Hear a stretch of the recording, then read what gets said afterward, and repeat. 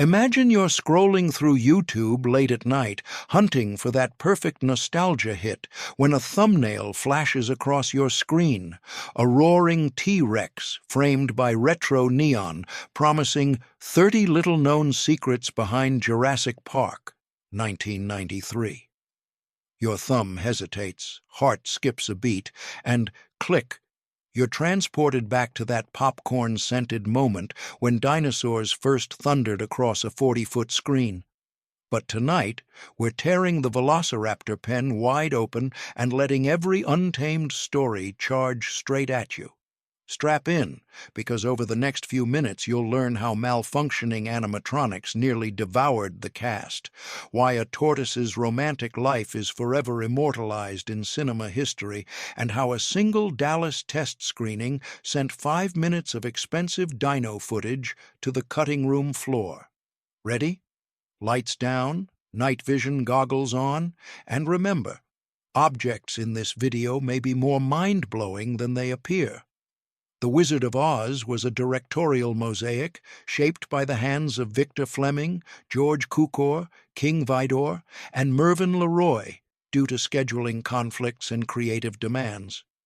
Victor Fleming, credited as the primary director, oversaw roughly 80% of the film, including the vibrant Oz sequences like the Yellow Brick Road and Emerald City scenes. His bold, dynamic style gave the film its fantastical energy.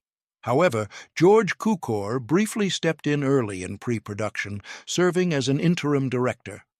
Cukor's key contribution was refining Judy Garland's portrayal of Dorothy, stripping away an initial blonde wig and heavy makeup to emphasize her natural, youthful innocence, a decision that grounded the character emotionally.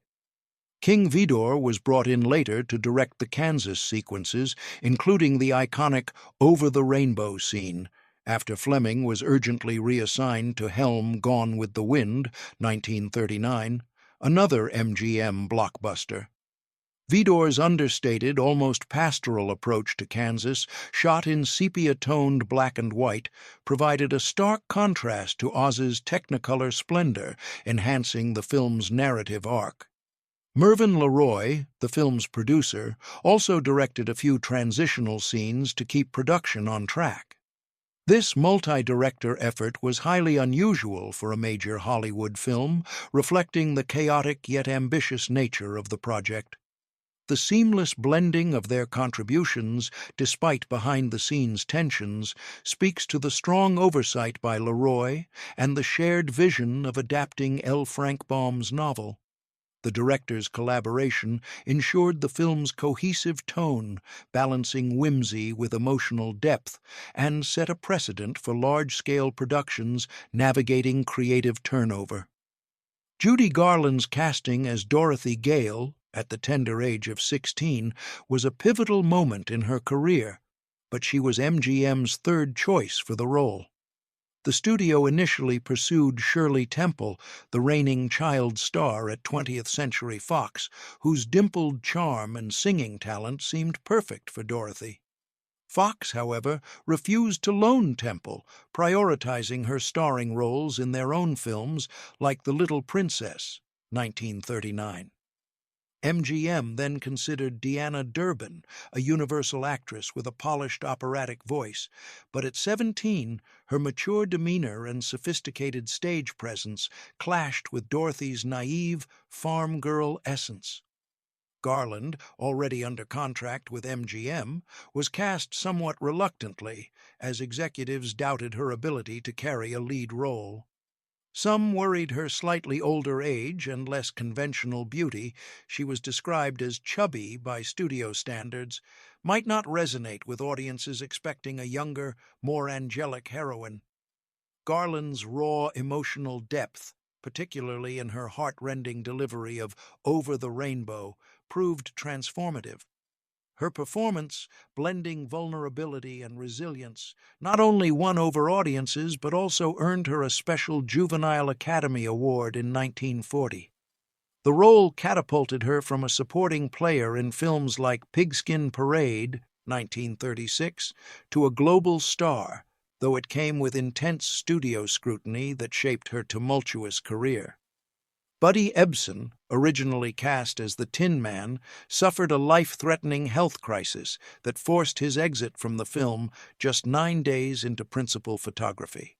His makeup, a mixture containing aluminum dust to create a metallic sheen, proved toxic when inhaled. Ebsen began experiencing severe breathing difficulties and muscle cramps, symptoms of aluminum poisoning, as the dust coated his lungs. Rushed to a hospital, he spent weeks recovering, later recalling the ordeal as like breathing in glass. The incident halted production briefly as MGM scrambled to recast the role. Jack Haley was brought in as Ebsen's replacement, and the makeup was reformulated to use a safer aluminum paste applied as a cream, though it still posed risks. Ebsen had already filmed test footage, including early versions of If I Only Had a Heart, which were scrapped. The loss was a blow to Ebsen, a seasoned dancer and actor, though he later found fame as Jed Clampett in the Beverly Hillbillies. His exit underscored the era's cavalier approach to safety, where untested cosmetics were standard in pursuit of visual spectacle. The incident prompted MGM to implement stricter makeup protocols for Haley, but it remains a stark reminder of the physical toll exacted by the film's ambitious effects. Even after Buddy Ebsen's departure, the Tin Man's makeup remained hazardous for Jack Haley, his replacement. The reformulated makeup used aluminum paste mixed with a cream base, applied daily to Haley's face, hands, and neck to achieve the character's silver appearance. While less likely to be inhaled than Ebsen's dust-based formula, the paste caused a severe bacterial eye infection that hospitalized Haley for 4 days. The infection, possibly triggered by chemical irritation or contamination during application, caused significant pain and swelling, requiring medical intervention. Haley returned to set with modified makeup procedures, including reduced application around his eyes and daily sterilization of tools. The incident highlighted the broader dangers of 1930s film cosmetics, where actors routinely faced health risks from lead-based paints, mercury, and other toxic compounds. Haley's perseverance, delivering a warm and comedic performance despite the discomfort, made the Tin Man a beloved figure. The makeup team's adjustments, though imperfect, reflected a growing awareness of safety concerns, though Hollywood standards remained lax for decades. The Tin Man's gleaming look, achieved at such cost, became a visual hallmark of the film's Technicolor ambition. Margaret Hamilton's portrayal of the Wicked Witch of the West is iconic, but it came at a steep physical price. During her dramatic exit from Munchkinland, where the witch vanishes in a burst of flame and smoke, a mistimed pyrotechnic effect caused severe burns. The scene involved Hamilton descending through a trapdoor as flames erupted, but the door opened a fraction too late, exposing her to the fire. She suffered second-degree burns on her face, painful but treatable, and third-degree burns on her right hand, which required extensive bandaging and a 6-week recovery period. To conceal the injury in later scenes, Hamilton wore green gloves, a costume adjustment that blended seamlessly with her character's look. She returned to set with remarkable professionalism, though she refused to perform additional fire-related stunts, relying on a double for scenes like the skywriting sequence. The accident exposed the dangers of early special effects, which often prioritized spectacle over safety. Hamilton's commitment to the role, despite the trauma, crafted a villain whose cackle and menace remain etched in cinematic history, proving her resilience under harrowing conditions. The enchanting snow in the poppy field scene, where Dorothy and her companions are lulled into a magical slumber, was made from chrysotile asbestos, a fibrous material widely used in the 1930s for its fire-resistant properties and snowy texture. Blown across the set to create a blizzard effect, the asbestos exposed actors like Judy Garland, Ray Bolger, and Burt Lahr to a carcinogen now known to cause lung cancer and mesothelioma. In 1939, The health risks were poorly understood, and asbestos was a common set dressing in Hollywood, used in everything from fake snow to insulation. The actors lay in the snow for extended takes, unaware of the danger, with no protective gear. While no direct evidence links the film's cast to asbestos-related illnesses, the exposure reflects the era's ignorance of occupational hazards. The poppy field scene, with its dreamy visuals and narrative tension, remains a highlight, but its creation carries a troubling legacy. The use of asbestos underscores how the pursuit of cinematic magic often came at the expense of safety, a practice that continued in the industry until stricter regulations emerged decades later. The Wizard of Oz was a pioneering achievement in three-strip Technicolor, a process that captured vivid, lifelike colors by splitting light through red, green, and blue filters. The film leveraged this technology to create a striking visual contrast. The Kansas scenes were shot in black and white with a sepia tint, evoking a dusty, grounded reality, while Oz exploded in vibrant hues of emerald, ruby, and gold. This transition, most famously depicted when Dorothy opens the door to Munchkinland, was a technical marvel, achieved by using a sepia-painted set and a stand-in for Garland, who stepped aside to reveal the colorful Oz.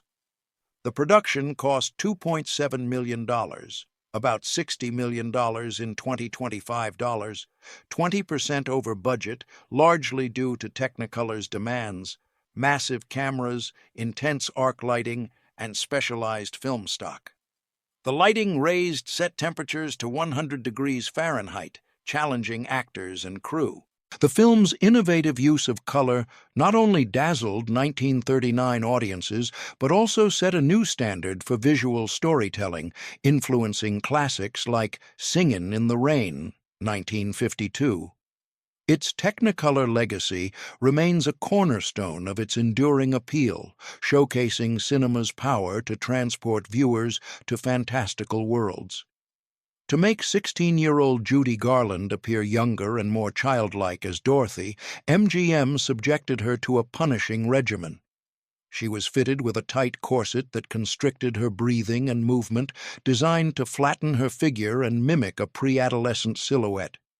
Additionally, studio executives enforced a starvation diet of chicken broth, black coffee, and cigarettes to keep her weight down, believing a slimmer frame enhanced her youthful appeal.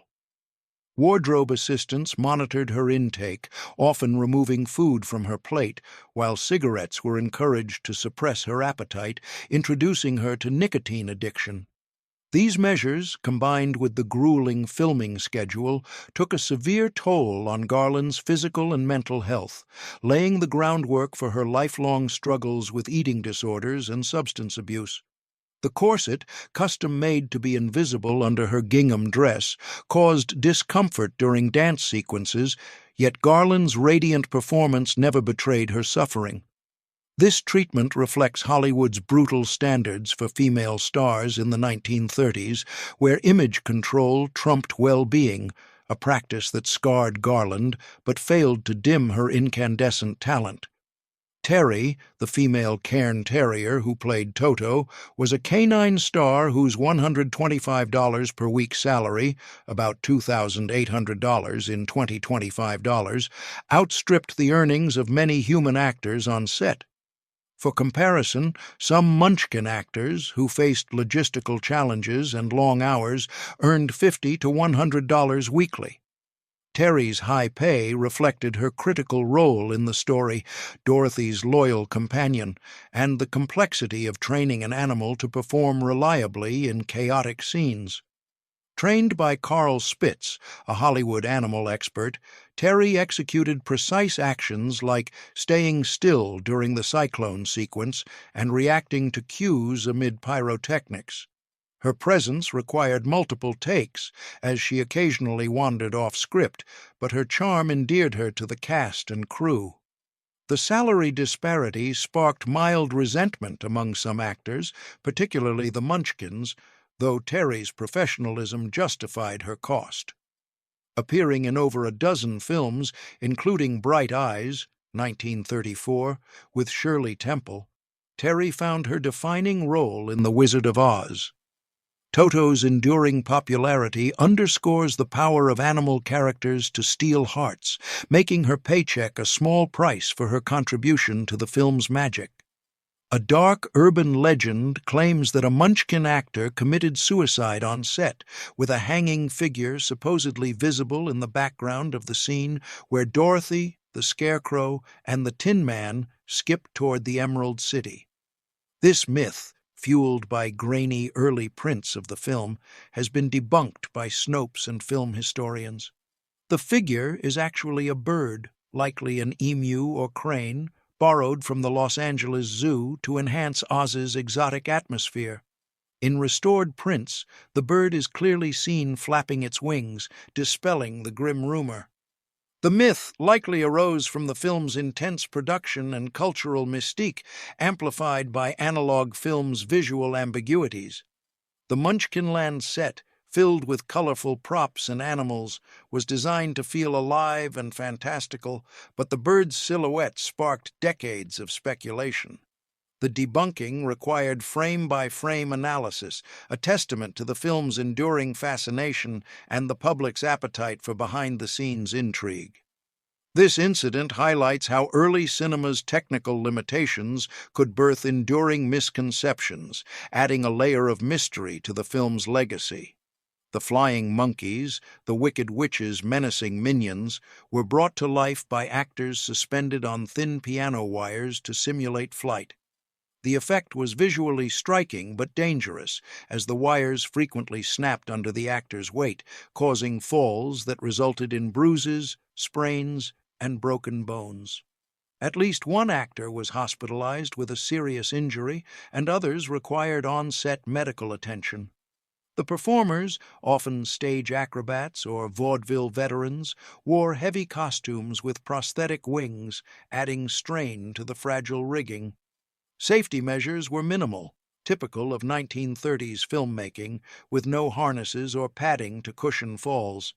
The sequences, shot on a soundstage with choreographed wire movements, required precise coordination, but accidents were inevitable under the tight schedule. Despite the injuries, the flying monkeys remain one of the film's most chilling elements, their eerie swoops haunting generations of viewers. The actor's endurance, performing hazardous stunts for minimal pay, reflects the era's gritty determination to achieve cinematic spectacle, a testament to the human cost behind the film's fantastical visuals. Ray Bolger's portrayal of the Scarecrow, with his floppy, straw-stuffed charm, required a custom rubber prosthetic mask to create his burlap sack face. Glued to his skin for up to 12 hours daily, the mask caused significant discomfort, exacerbated by the hot Technicolor lights that raised set temperatures to 100 degrees Fahrenheit. After filming wrapped, the prolonged wear left deep, permanent lines on Bolger's face, particularly around his mouth and eyes, which took over a year to fade. The adhesive, combined with daily removal, irritated his skin, causing redness and sensitivity. Bolger, a trained dancer whose acrobatic performance defined the Scarecrow, endured the pain with humor, later calling the marks a badge of honor.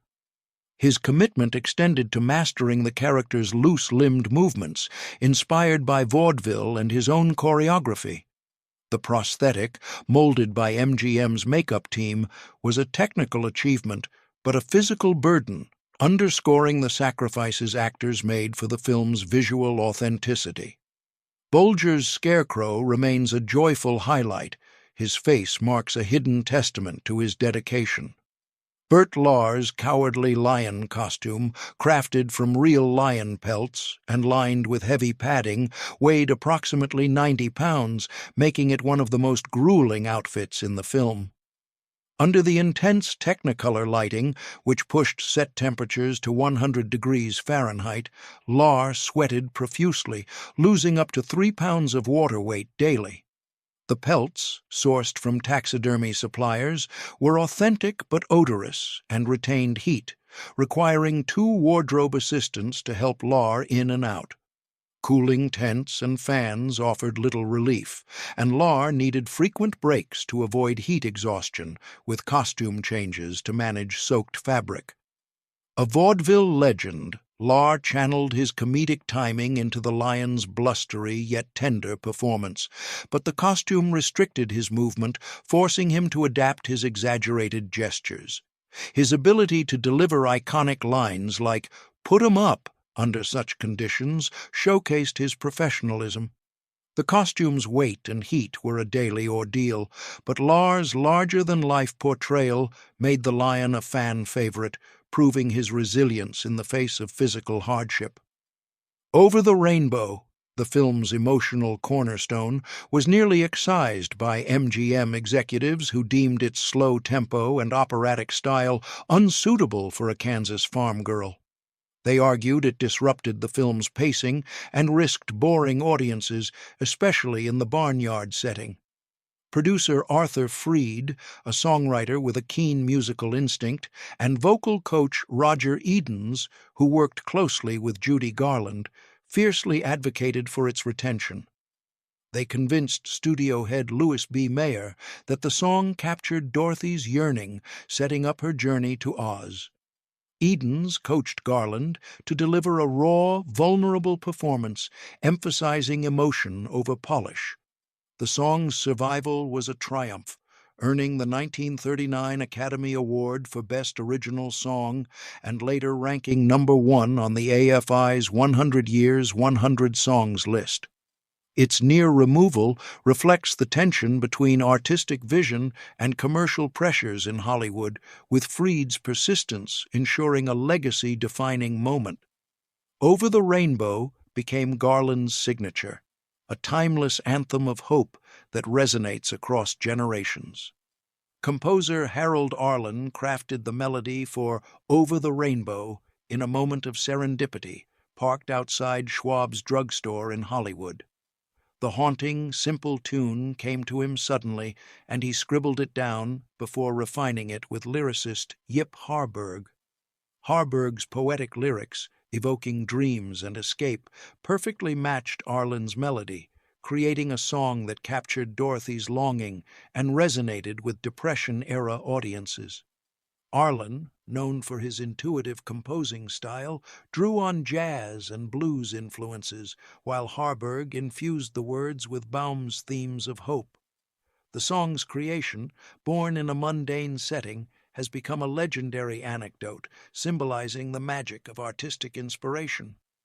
Arlen and Harburg's collaboration extended to the film's entire score, including Ding Dong, The Witch is Dead, but Over the Rainbow stands as their masterpiece.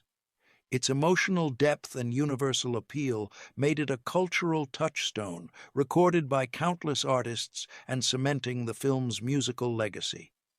In L. Frank Baum's novel, Dorothy's shoes are silver, but the film transformed them into ruby-red slippers to exploit Technicolor's vibrant palette. Designed by Gilbert Adrian and crafted by the Innes Shoe Company, the slippers were covered in hand-sewn red sequins over satin, with some pairs featuring felt soles to muffle Garland's footsteps during dance scenes. The red hue popped against Oz's green and yellow landscapes, making the slippers a visual focal point. 4 pairs are known to survive, with one sold at auction in 2000 for $666,000, reflecting their status as cinematic icons. The slipper's prominence, especially in the heel-clicking climax, symbolizes magic and home, resonating with audiences.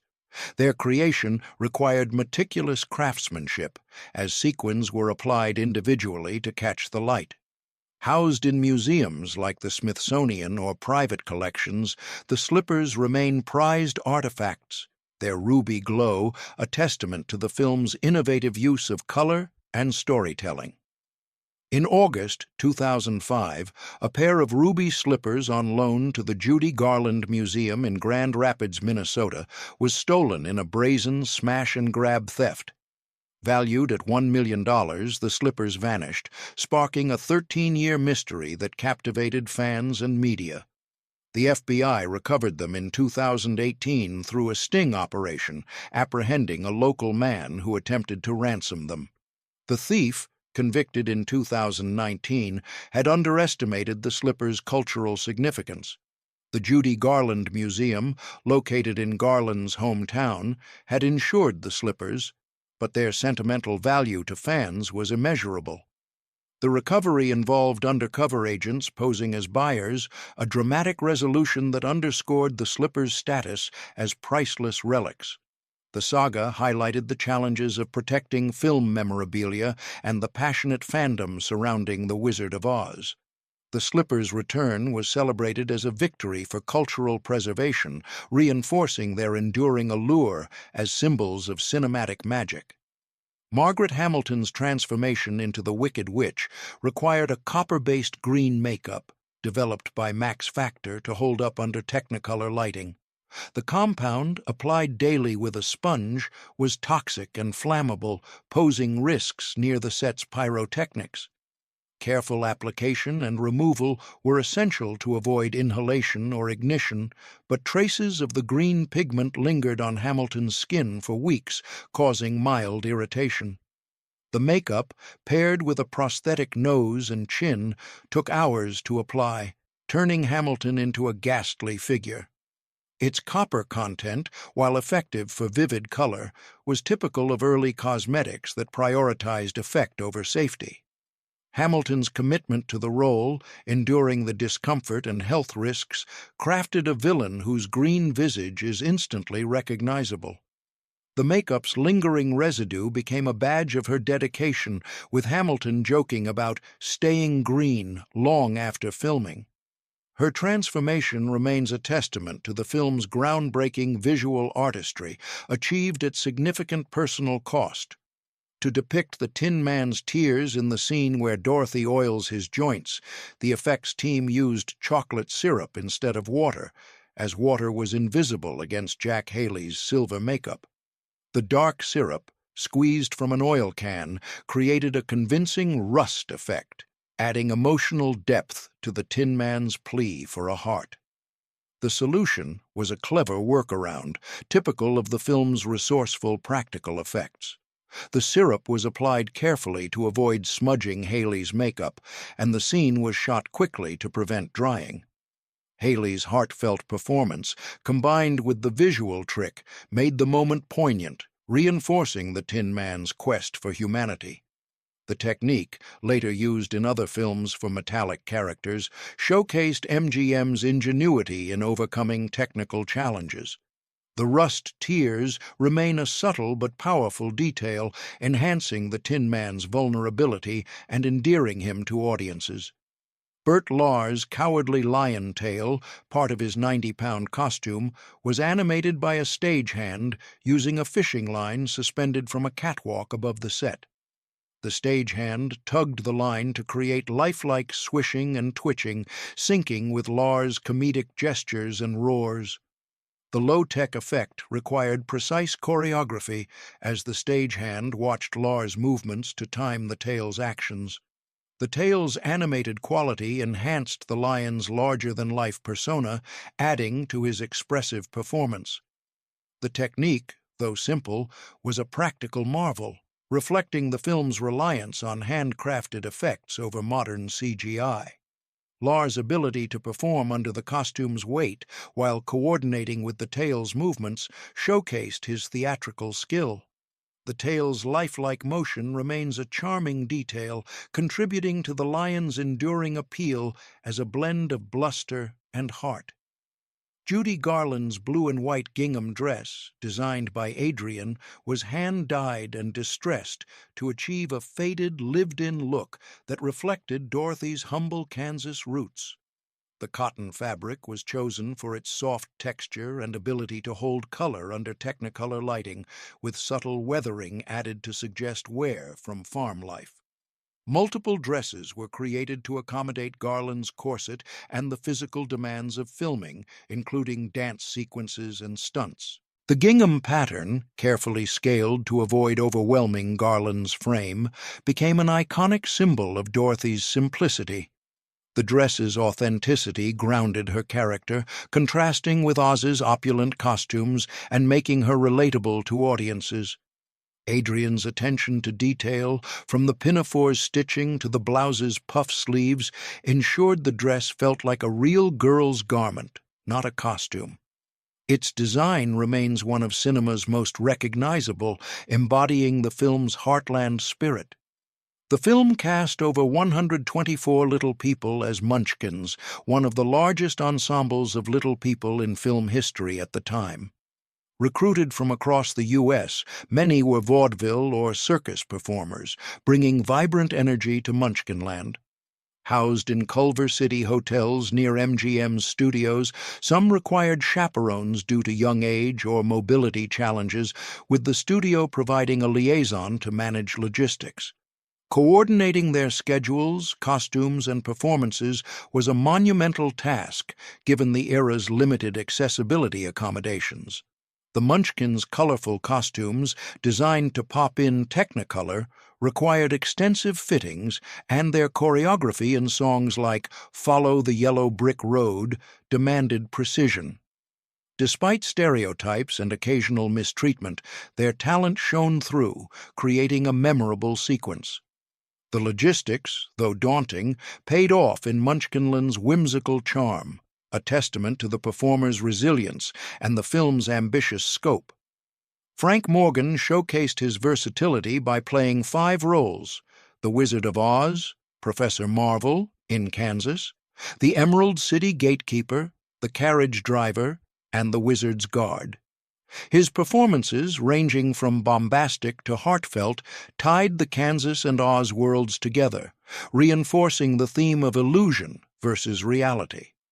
A last-minute casting choice, Morgan brought warmth and humor to each role, improvising lines as the wizard to enhance his vulnerability.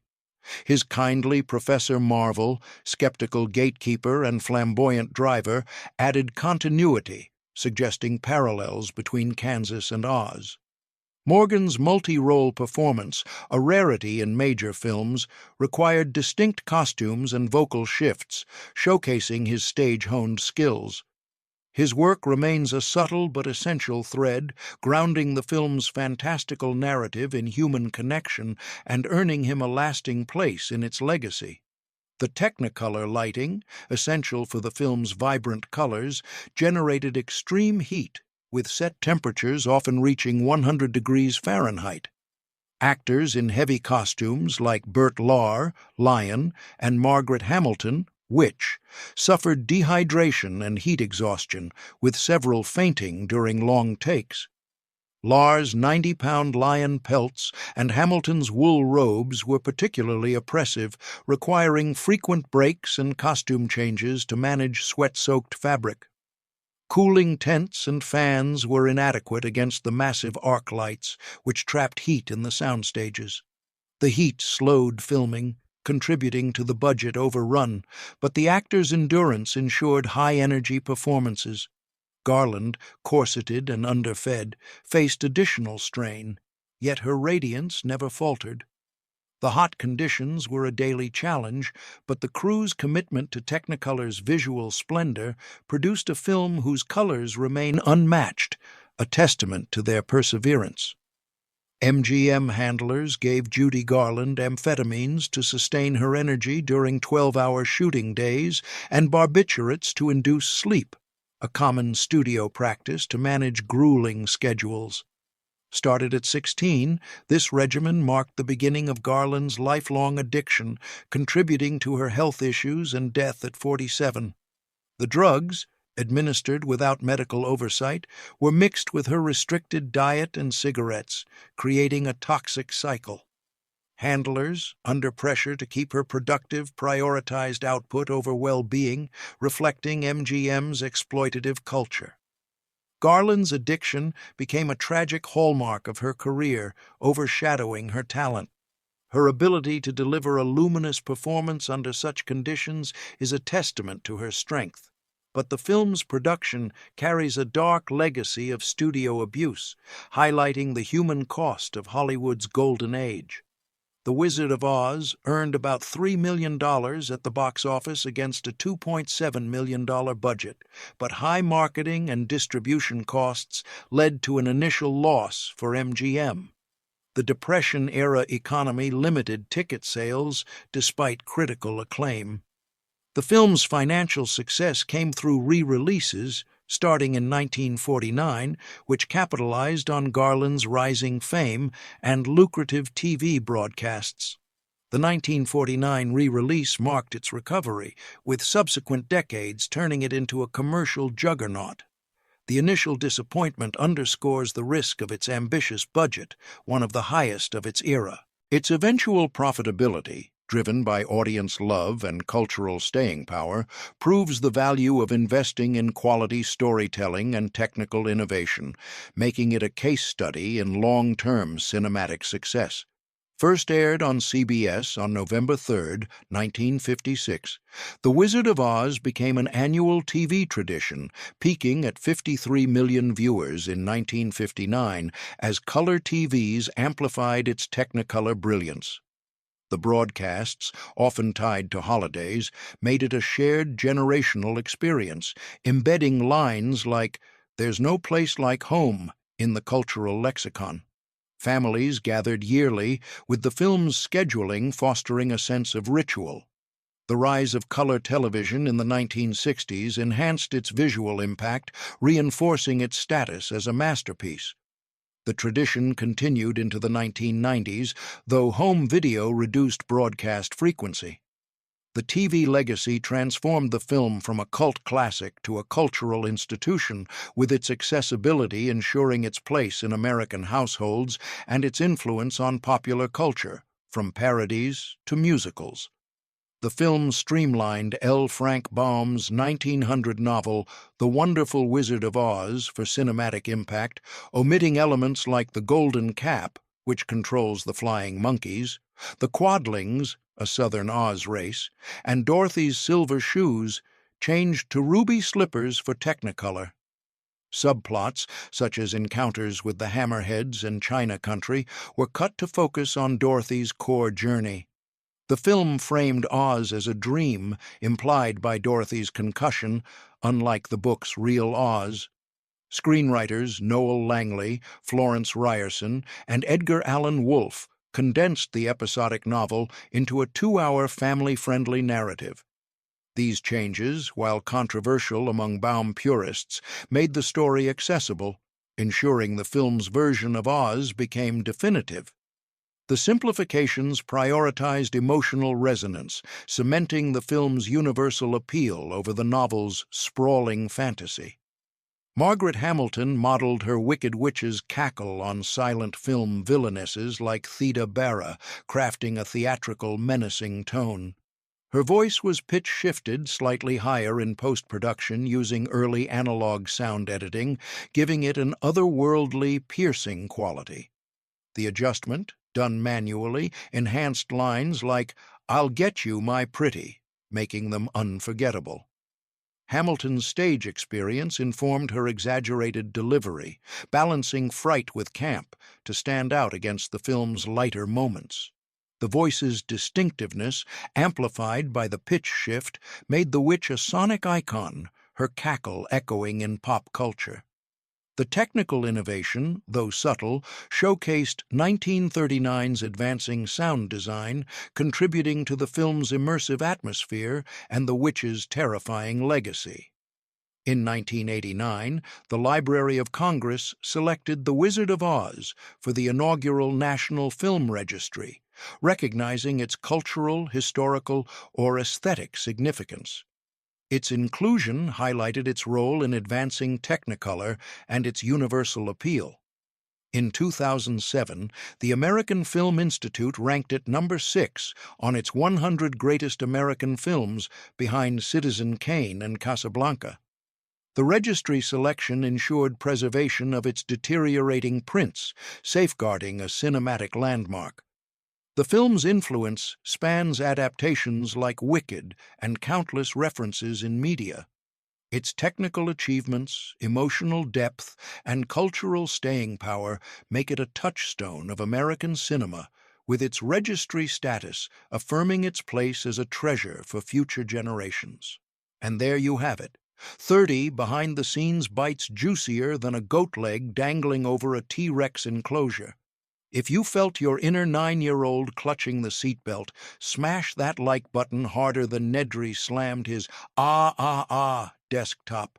Drop a comment with the fact that shocked you most, subscribe for more cinematic deep dives, and ring the notification bell so you're first in line when the next big dino secret stomps onto the channel. Until then, remember, in the world of movies and chaotic theme parks, life, finds a way.